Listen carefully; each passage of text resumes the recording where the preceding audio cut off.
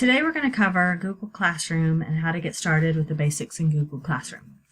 I'm going to start from my Google Drive where you have your waffle, and if you click on it, you can go directly to Google Classroom. If it's the first time you've opened up Classroom, it may give you a pop-up to ask if you are a student or a teacher. If this is a teacher account, please make sure you click on the teacher, otherwise you will not be able to create a Google Classroom. So when you are in Google Classroom, as you can see, I have lots of Google Classrooms that I have created. If this is your first time, this page will be empty. But if you need to create a new Google Classroom, you start by clicking on the plus sign here to create or join a Google Classroom. So I'm going to hit plus, and I'm going to hit create a class. Okay. The first thing I need to do is give it my class name. So if I have a content area, I will put it there. If I have multiple sections, like it's first period, second period, third period, I put those there.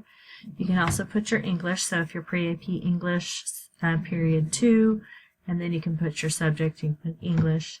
And I always suggest that you put your room number just in case your kids forget where you are or some reason that they need to know that they're in A101.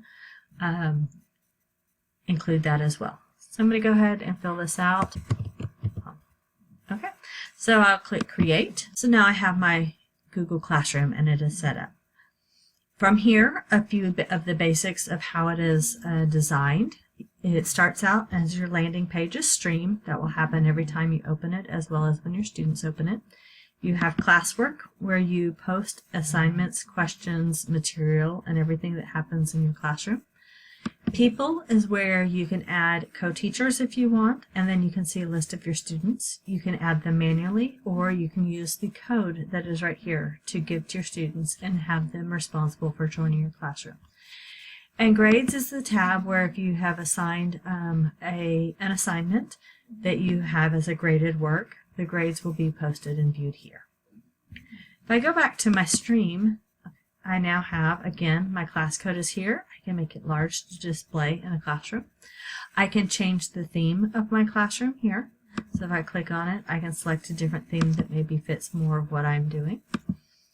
Or I can upload my own personal photo as well. Again, if I needed to change my tutorial or my subject, that would be done right here. So this is the basic layout for Google. Again, a few other of the basics. I have some settings here for this class. I can save it. And then again, my little 3-line menu hamburger over here. If I come all the way down to the bottom, I have additional settings that I can set up. Here's where you can turn off your email notifications. You can change your profile picture if you need to.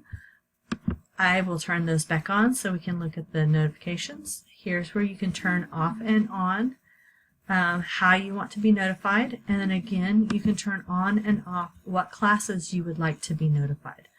So those are the settings and the basic setup of a Google Classroom.